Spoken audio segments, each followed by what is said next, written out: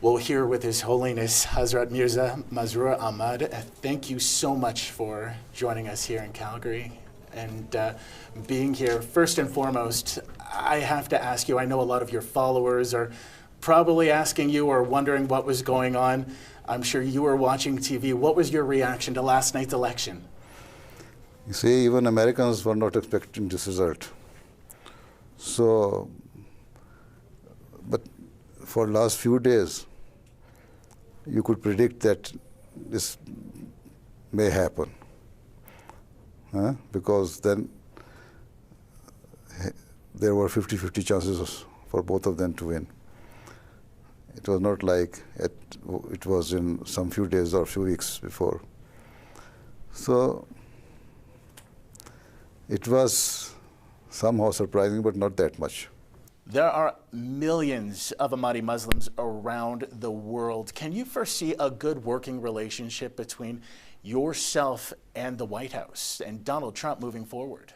He is ignorant with regards to Islamic teachings.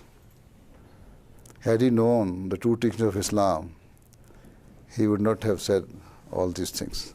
Secondly, some of the Muslim extremist groups or people in the name of those Muslim groups are committing some brutal activities.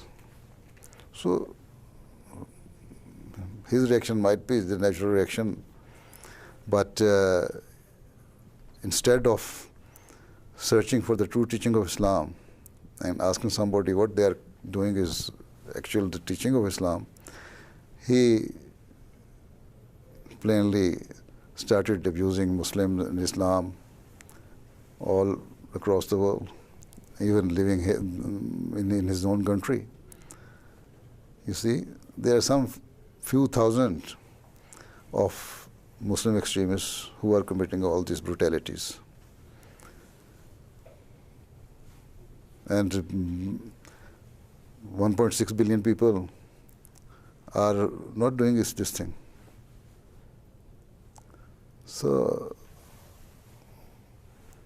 I think had he taken some good measures to make good relations with Muslim communities, it would have been much better. Do you see a good relationship maybe moving forward? Do you hope to maybe correct him on what he doesn't know? I think now, once he comes to the office,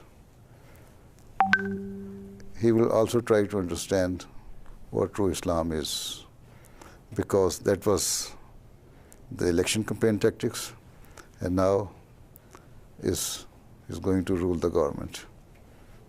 And I don't think American president is given such a free hand that whatever he likes he can do. He has to follow so many, other obligations. So you don't think he'll follow through with his promise? I don't think he will ever implement what he was saying. If I pray that if it is my wishful thinking, it happen. How do you assure those at the mosque across the country and around the world that everything's going to be okay with the election of Donald Trump and Islamophobia and everything else that's happening right now? You see, I don't think people might have been having some fears, because what he was saying, if ever he implements, then you see, the world is already disturbed. The Muslim world, you can see, they're rebellious against the governments by the rebel groups, extremist groups. Governments in the Middle Eastern, some of the Middle Eastern countries are not discharging their duties honestly and killing the people, their own people. So if they see that situation there, they can have the fear in their minds that it might happen here in the United States. And if it happens here, so that will be You have some... the start of the World War. A civil war. A war. So, civil war in their country, and even other countries, there will be disturbance all across the world. You're in the middle of a peace tour right now. You're talking to families here in Calgary and across Canada. What are some of the biggest challenges facing you and your community? As far as we are concerned, we are a missionary community. We spread the message of love, peace, and harmony according to the true teachings of Islam, and mentioned the holy book of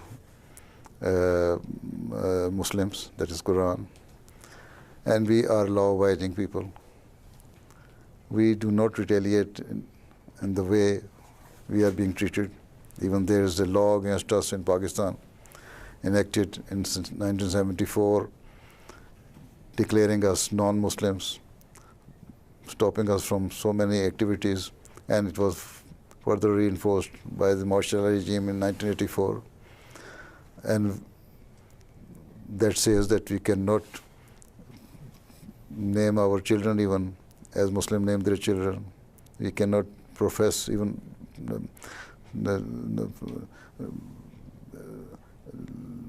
let alone this professing and preaching. We cannot even practice what we believe.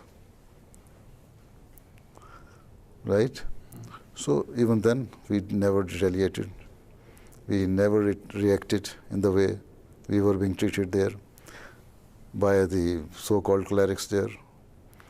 So we are always law-abiding.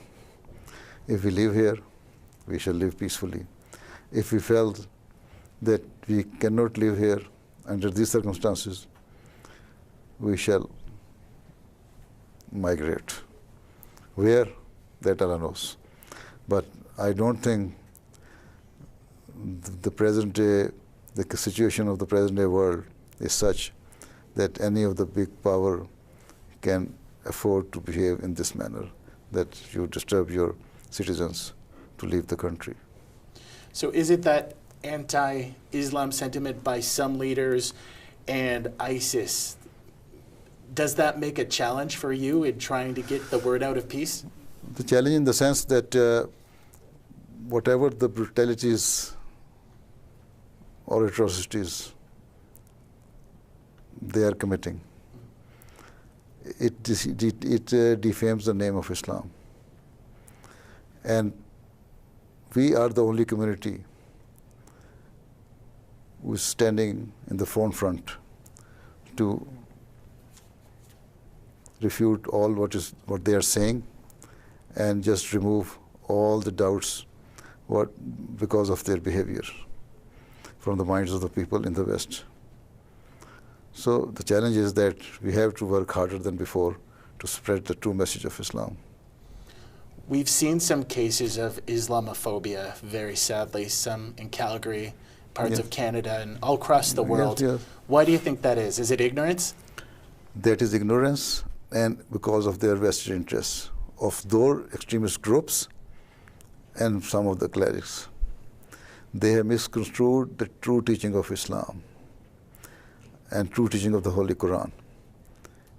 If you read the Holy Quran, even I've been quoting so many verses of the Holy Quran in my different lectures and addresses, Quran never permits you to behave like this. You see, Quran says that Allah, in the second verse of the first chapter of the Holy Quran, that Allah, the God, is the God of whole of the world, provider and sustainer of all of the world. And the Prophet of Islam is the mercy of all of the mankind. If that is true, then how can you say that you commit all those brutalities and you will be spared? Definitely, those who are committing in the name of Islam all these things, they will come under the wrath of God the Almighty. Are we doing enough to help, say, the Syrians and those Muslims that need the help they need? Whatever is being done now is, one thing is that it should have been done much earlier than now. And even what is being done now is not enough. Still, they have the access on the oil fields and oil refineries. they are selling their oil to the neighboring countries. Even Syrian government is buying. There's free flow of dollars in the ISIS area. Even bank-to-bank transaction is going on. So how can we, and even supply of arms, where are they getting their arms from? So all these things show that it is not enough. And what kind of message, finally, would you like to give to Canadians who might be listening or watching to us, and about they're wondering about the state of Islam, and they're hearing from those who, like Mr. Trump, want a ban on immigration? Or what kind of message do you want to send to your followers or leave them with? You see, we have to live peacefully. To my followers,